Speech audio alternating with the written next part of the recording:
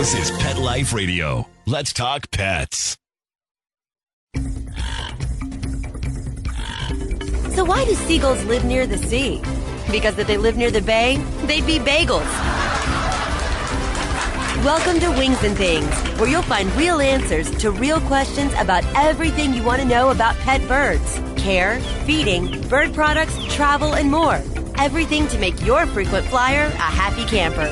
From parrots to parakeets, cockatiels to cockatoos, you'll have a bird's eye view of everything there is to know about your fun, feathered friends. So, spread your wings and get ready to fly on Wings and Things. Welcome to Wings and Things on Pet Life Radio. We're your new hosts, Robin Shewokis from the Leather Elves and Barbara Heidenreich from Good Bird Inc. Today, we're going to try to help you get to know us a little bit better and talk about some of the basics of enrichment and training. We'll be right back after these messages. Sitting on a branch overlooking the parking lot, the pigeons watched as a Mercedes pulled in below them. What do you think? One bird said to the other. Should we put a deposit on that car? Stay perched. Wings and Things will be soaring back right after these messages. What if you could protect the life of your cat with something so simple and affordable that you already use every day? Get ready for the evolution of kitty litter. It's Pretty Litter. Along with all the features you've come to expect from your kitty litter, Pretty Litter's patented and scientific formula will also monitor your cat's health and detect illnesses early while providing industry-leading odor control. 2 kitty litters, same cat, same price. But there's one important difference. Pretty Litter reacts to your cat's waste by detecting health issues simply by changing color. And the key is that Pretty Litter detects these issues before your cat shows symptoms of physical illness or pain, likely saving you major dollars in vet bills while protecting the health of your cat. What do you think, little guy? Ready to switch litter? Pretty Litter. Colorful insight into your cat's health. Go to prettylittercats.com/cat101 or use coupon code CAT101 to get 20% off your first subscription order.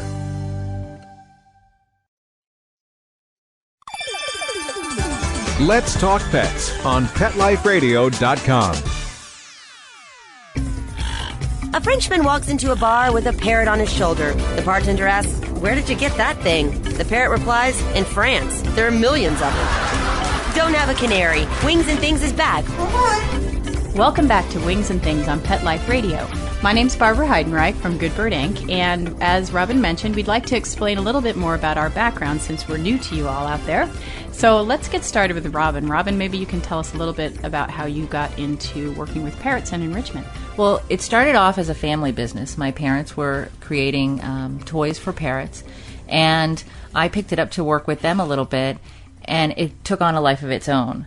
I started working with facilities that had collections of parrots, and then we started working with other animals, realized there was a need for enrichment devices and things and ways to enrich other animals. And as far as the parrots are concerned, we've really learned an awful lot over the years that we've been doing it. We've been doing it for about 12 years now.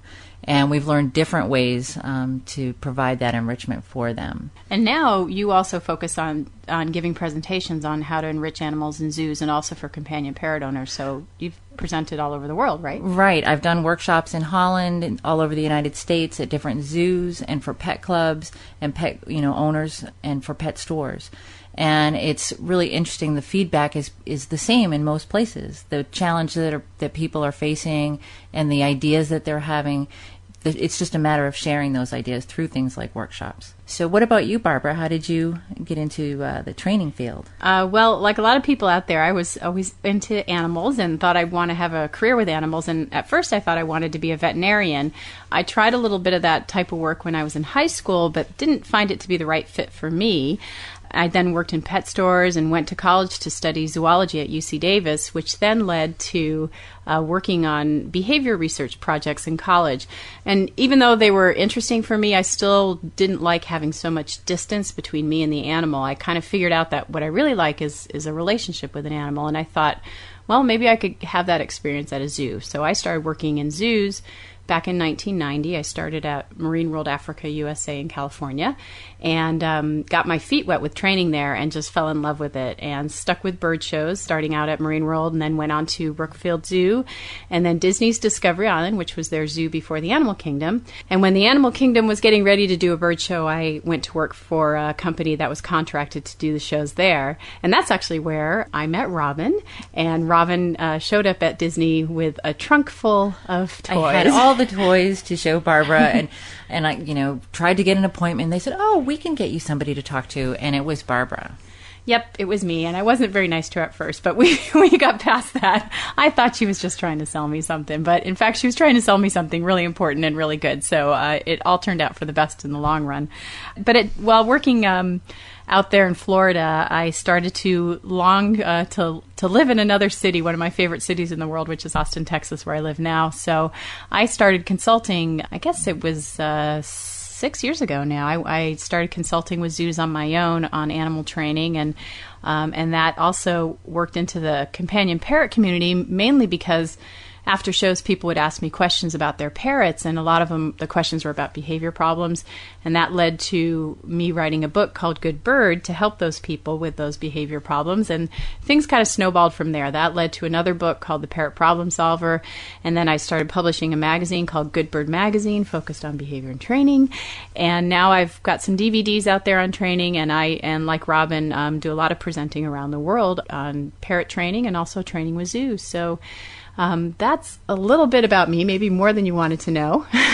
Barbara, do you find that the same kind of questions come up globally? Oh, absolutely. And same kinds of problems all over the place, and which in some ways is good because it means that we can really provide help for those folks that are looking for answers to their behavior and training problems and also their enrichment problems. And actually, a lot of those things go hand in hand because a lot of behavior problems can be addressed through enrichment, which will probably be a show topic down the road. That might be something we can talk about. So absolutely. So speaking of enrichment, maybe you want to give some information about it. Since this is our first program, we thought we'd talk about some of the things that are near and dear to our hearts, which is enrichment and training. And of course, subsequent shows, we can get to a lot more detail about specific topics. So today, maybe we'll give you a little introduction. So maybe, Robin, you can talk a bit about enrichment and some kind of a basic overview of things people may want to keep in mind. Sure. These are really just the basics because, as Barbara had said, this is the first show, and we can take them topic by topic and get much more specific as time goes on. But the first thing I need to say about enrichment is that safety is key. You know your birds better than anyone else, and you know what's safe for them and what's not. There are lists and lists and so many resources out there that allow, that suggest what's safe, what's not safe. Use this, don't ever use that. And I think you need to take it all in and use what works for your specific situation. There may be that cockatiel that thinks he's a hyacinth, or vice versa.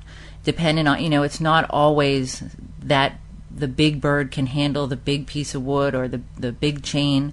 There may be a situation with your specific bird that makes safety a little bit different for, another from somebody else's pets. One of the things that I try to teach people in my workshop is that enrichment isn't just about the big wooden toy. Yes, I make them, and so they're a wonderful thing, but there's so much more to enrichment that you can do. It's really, when you look at the word enrichment, it's about making something better. That's what enrichment means. It's not just the device. It's not just buying that wooden toy and putting it in there. It's changing things. It's offering different opportunities.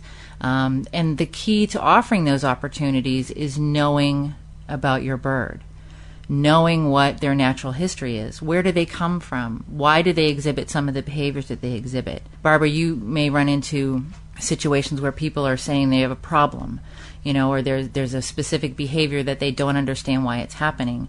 And I find that works, for me in creating that enrichment. You look at the behaviors that they're exhibiting in the wild and see how you can take that and make it a part of their lives through what you're offering them. So do you have a good resource for learning about natural history of parrots? There is, and that's one of the things we want to talk about too, is some different resources for people. But Parrots of the World by Joseph Forshaw is a great book. It takes you through all the species of parrots, gives you a brief explanation of where they're from, and then what their habits are, whether it be flight, whether it be their foraging habits, and it's all right there at your fingertips, and it's very easy to understand. So that's a great way for people to get started providing enrichment, looking at what their birds do in the wild and how can you capitalize on those behaviors. Well, I think one thing that's interesting about that is I think there's something like over 350 species of parrots, and I think people sometimes think a parrot is a parrot is a parrot. But what you really find from books like Parrots of the World is that behaviorally, the way that they acquire food is totally different for so many species. Foraging behavior is the hot topic right now. Everything's foraging, everything's a foraging device. We're trying to elicit that foraging behavior from our parrots at home. And when you look at, something like a Parrots of the World, you'll find that there are birds that only forage on the ground. There are some that only stay in the upper canopy levels, depending on what you're talking about, which types of birds you're talking about. And that's so important when you're offering foraging opportunities. I've had people say to me in workshops, my cockatiel's always on the ground or on the bottom of the cage. I don't know why that happens. I put all these perches in and they're always on the bottom. Well, they're ground foragers in nature. And so by offering, some foraging opportunities for those birds on the ground, you're eliciting that natural behavior with your enrichment. So foraging and knowing, why the flight patterns of different birds. If you've got a bird that travels long distances and they're exhibiting that in your bird room if they're flighted at all, that's why. There are some birds that stay very close to home. There are birds that stay in nest cavities, even when they're not breeding. Conures are a perfect example of that. They tend to excavate cliffs. They'll excavate cliffs and stay there even when it's not nesting time. Yeah, I've seen a lot of people have those little, they're like little furry tents that a lot of conures you see use those quite a bit. They do like those. The only thing you need to be careful with is that they don't turn into nests and become frustrating. Or maybe show some aggressive behavior related to a nest site, right? If they view it as a nest. And so that's a perfect example of how enrichment and behavior go hand in hand. You may be offering something as an enrichment opportunity, and it may elicit a behavior such as aggression. So you need to be careful of that. Training itself is a form of enrichment too. It is. I agree. Actually, though, we're just about at a point where we might want to take a little break because we need to hear from some of our sponsors. So let's take a little break and we'll come right back with some more information on training.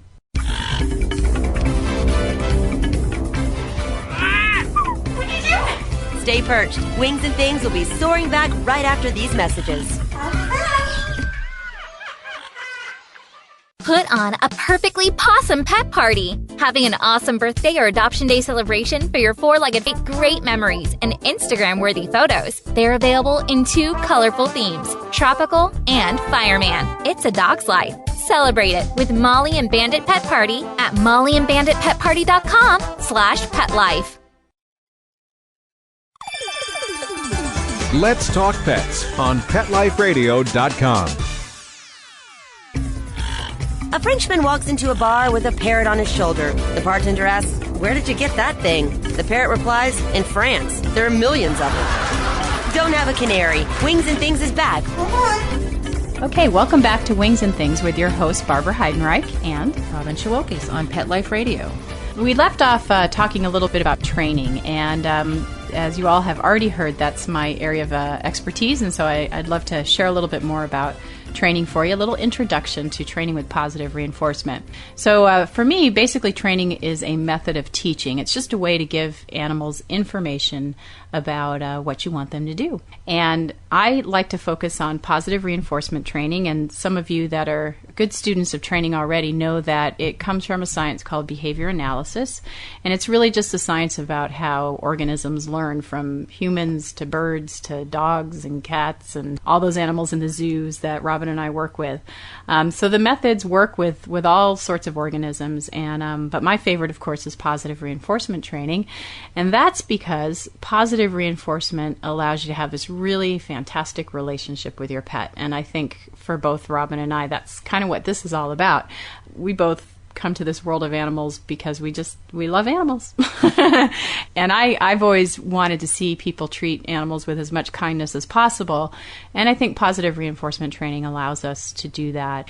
It really can get you away from focusing on strategies to punish behavior that you don't like. Instead, you focus on behaviors that you really want to see happen instead, and you positively reinforce the heck out of those so your animal is more likely to show those behaviors.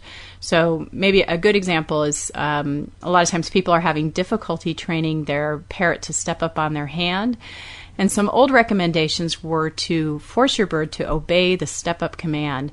Now, for me, even the word command carries a bad connotation because it sort of implies you're going to use force because that animal's got to do it. So I prefer to use the word cue because to me that's more of a request. And if I ask the animal to present the behavior and it does, wow, lots of good things are going to happen. If he doesn't want to present the behavior, I'm not going to force him. I'm actually going to start thinking about how can I make this fun for this animal so it wants to present the behavior I ask. So with positive reinforcement, you really have the opportunity to create behavior voluntarily, and the consequence of the animal doing the behavior is good stuff. And so that makes them really look forward to interacting with you. And it really encompasses all that stuff I was looking for when I was trying to find a career in working with animals. It allows you to just have this really close, intimate, wonderful relationship with an animal based on good stuff. I think, Barbara, too, that it allows you to stay away from that the negativity that we sometimes see with pet animals, that where the cowering, or which you know comes from punishment. Yeah, you're completely avoiding that with that positive reinforcement. You're keeping everything just what, as it's called, positive. That's the way it stays. There isn't that negative reaction that you need to then get around in order to work on other behaviors with that animal. Yeah, I think I don't know if I wrote it on the internet in my Yahoo group, but I did say something to some people about challenging yourself to see if you can interact with your animal without ever saying no. You know, instead of, yelling at your dog when he does something he doesn't like or telling him no, stop. Is there something else that you could focus on? Like, I have a puppy, Waylon, who's 9 months old, and I love him to death, but he's still a puppy, and he does puppy-like things. But one of the problems I was having is he kept putting his paws up on the counter when he got tall enough to do that in the kitchen. And so rather than push him off or yell at him or tell him no, what I really focused on was reinforcing him for putting his little butt on a pillow in the kitchen.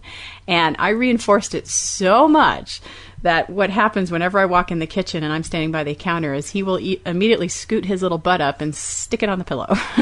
And I give him a treat for it, or I give him a little head scratch, or I offer him one of his favorite toys. I mix it up all the time so he never knows what he's going to get. But the cool thing is that I never had to yell at my dog or punish my dog for getting up on the counter. Instead, I focused on teaching him the right behavior to do that would earn him lots of good stuff. And so it's just not jumping up on the counter just doesn't have value to him right now. Sitting on a pillow has a lot of value. So I love the idea of getting away from punishment as much as we possibly can. And focusing on the good stuff, which really leads us to behavior problems, because that's one of the beautiful things about positive reinforcement training is it's a tool for us to address behavior problems. So all those things that people are dealing with, like screaming parrots screaming for attention, or aggressive behavior. A lot of times people complain about, I ask my bird to step up and he tries to bite. We've got parrots that like only one person in the house. That's another common problem, which every single one of those could be a whole show topic in themselves, and they probably will be at some point, so we're going to hang on to those. But that's one of the great values of positive reinforcement training, is this wonderful behavior problem-solving solutions that it offers. Of course, we can also use positive reinforcement training to just teach our birds to be good companions, like, stepping up when we ask or going back into the cage. I had somebody give me a call the other day complaining that their bird would never leave them. It was a flighted bird, and it loved being on that person. And so one of her challenges was, how do I get the bird to stop flying to me?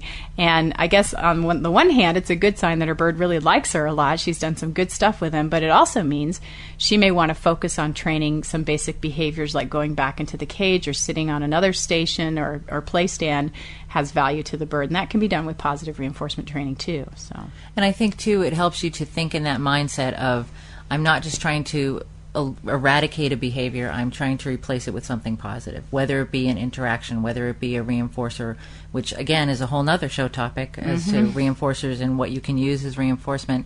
But it does take that and makes it into puts a positive spin on things. I used to do behavior modification with people before I worked with animals, and one of the things we always said was you have to create a behavior to replace a behavior. You can't just take a behavior away and leave nothing in its place.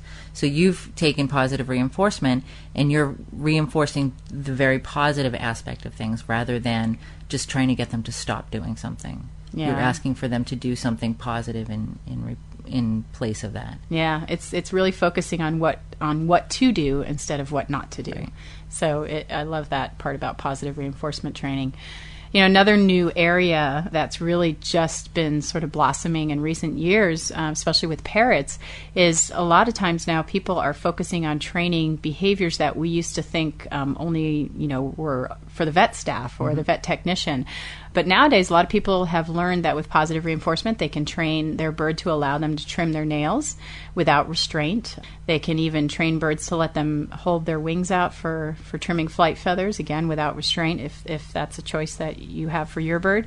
And if there is going to be restraint involved, we can use positive reinforcement to train a parrot to be really super comfortable in a towel. It doesn't, in fact, I've got some great video examples of birds that just run into towels because they can't wait to get in there because it's the happiest place on earth instead of the scariest place on earth. And that's all done with positive reinforcement. So, and those of you out there have had a chance to attend my seminars have seen some of the stuff, the really cool stuff out there where some zoos are doing things like West Nile vaccinations without restraint while the bird's just sitting there on the perch, or blood draws without restraint. The bird's trained to lay on its back and stay in that position while somebody does a blood draw without holding the beak or anything. It's really, really pretty amazing stuff.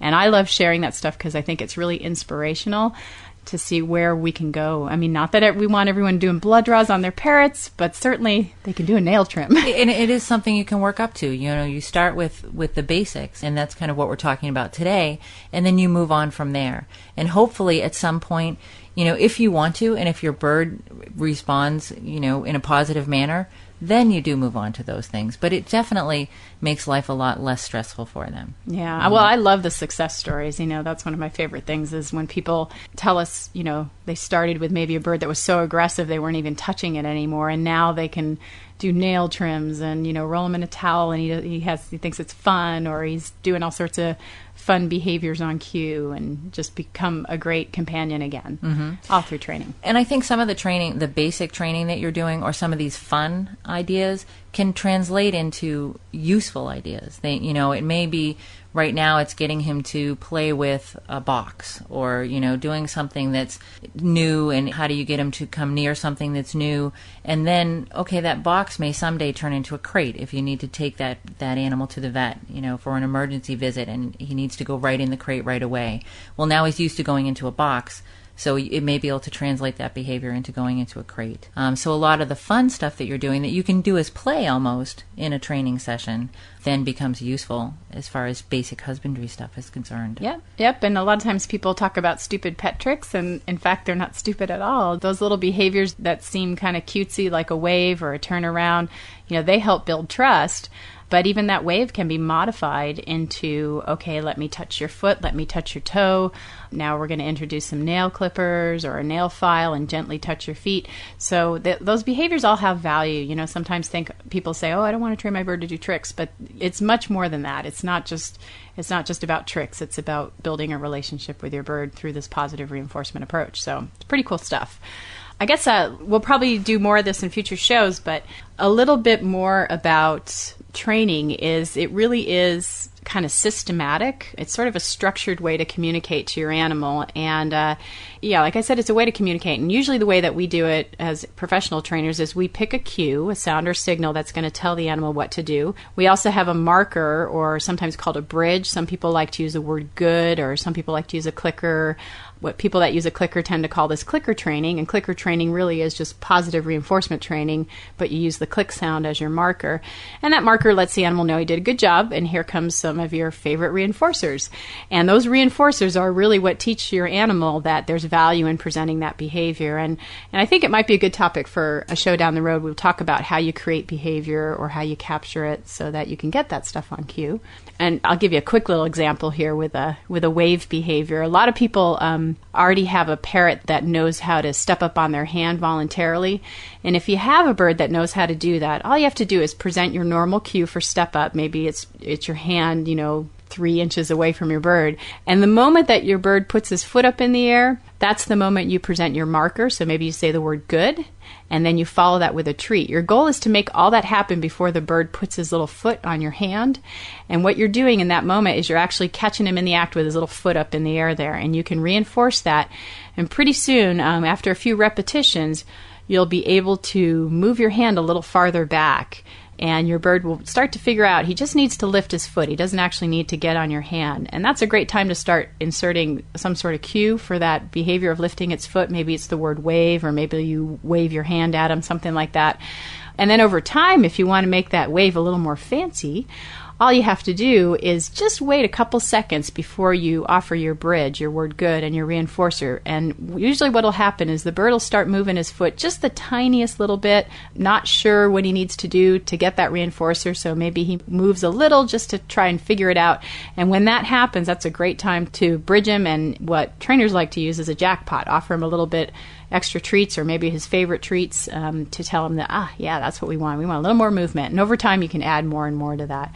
So it's pretty cool. It's a fun way to get fun behaviors on cue. You can reduce stress. You can solve behavior problems and have a great relationship with your parrot.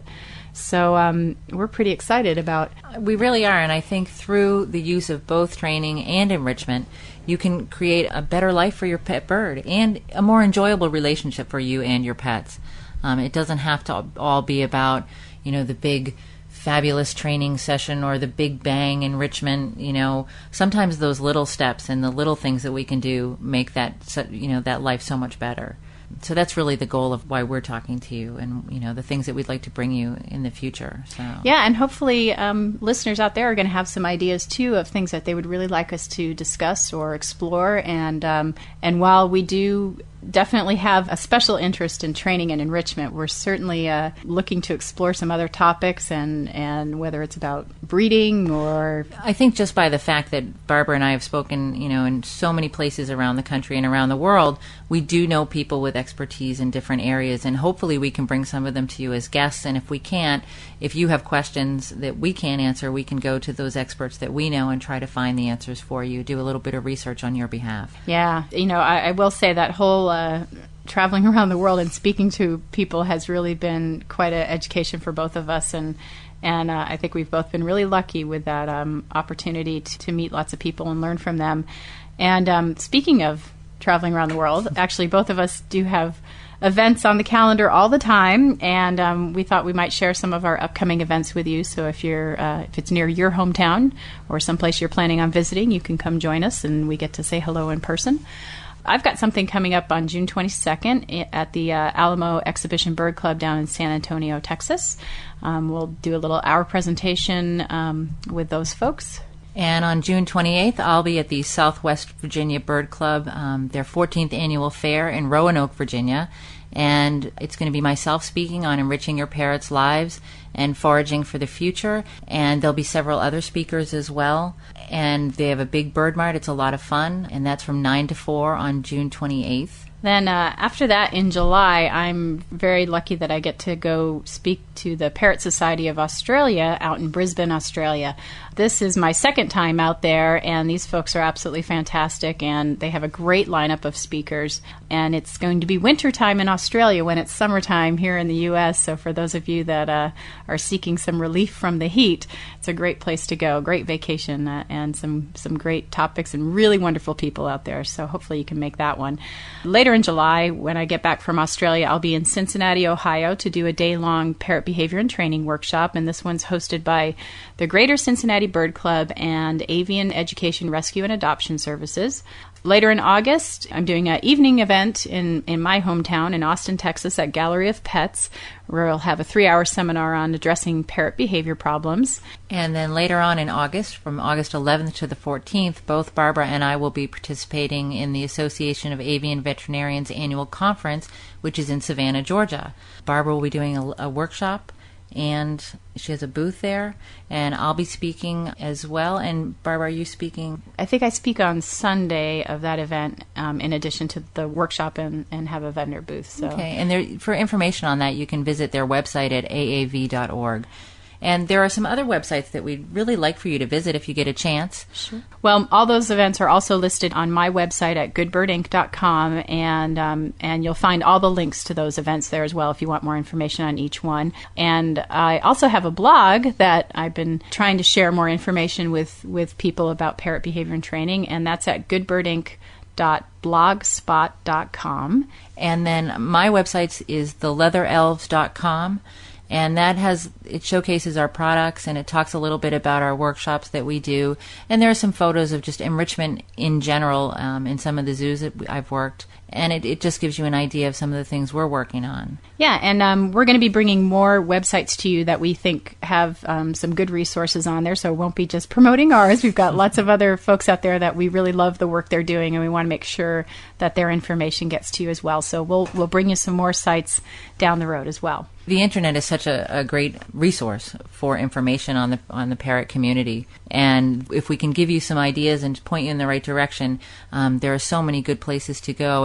And if you like I said before, if you take all that information in and use it, in your particular setting, that's probably the best way to go. We also wanted to talk a little bit about some recommended reading that we have. For those of you who haven't already read it, Don't Shoot the Dog by Karen Pryor. And as I mentioned earlier, Parrots of the World by Joseph Forshaw. The Karen Pryor's book is sort of the Bible of animal training. It's a great place to get started on some of this information, and I believe her new edition has some really good stuff in it, so definitely look for that. You can get that on Amazon.com. Okay. One of the other things we'd like to bring to you on a regular basis is an enrichment and a training tip of the week. The enrichment tip of the week for this week is, if you're introducing new foraging opportunities for your bird, set reasonable expectations. Increase the difficulty of the foraging task in small steps. Make sure that if you're offering diet for foraging, that you're not giving it all to them and then hoping that they find it. So just be careful that you do set those reasonable expectations. And my training tip of the week is to save the behavior of step up for later. And what I mean by that is, if you've just acquired a new bird, focus on some hands-off behaviors first. A real easy one is the behavior of targeting, and that's just asking your parrot to orient his beak towards something. Maybe it's your closed fist or a chopstick, something like that. That nice hands-off behavior will allow you to ask your bird to move around at different locations without you having to touch him, and it's a great way to build trust with your bird. So, well, it looks like we're almost out of time, and we were afraid we couldn't fill 30 minutes. Look at that. We'd just like to give you a couple of the upcoming topics that we're hoping to bring to you on Pet Life Radio. Flight training, the pros and cons, enriching the sedentary parrot, working with weaned versus unweaned parrots, exploring different forms of enrichment, or preparing for a visit to the veterinarian. Yeah, and if you have some suggestions for topics, please feel free to contact us, or you can also send your questions. Our email addresses are robin@petliferadio.com, and there's also barbara@petliferadio.com. If you'd like transcripts of this show, please visit www.petliferadio.com. And I think that's it for us for our first show. Well, thanks for joining us, and we hope you've enjoyed this, and we'll tune in again. All right. See you next time. Bye-bye. Join us every week on Wings and Things and get a bird's eye view of everything there is to know about pet birds and how to make your frequent flyer a happy camper. Wings and Things, only on PetLifeRadio.com.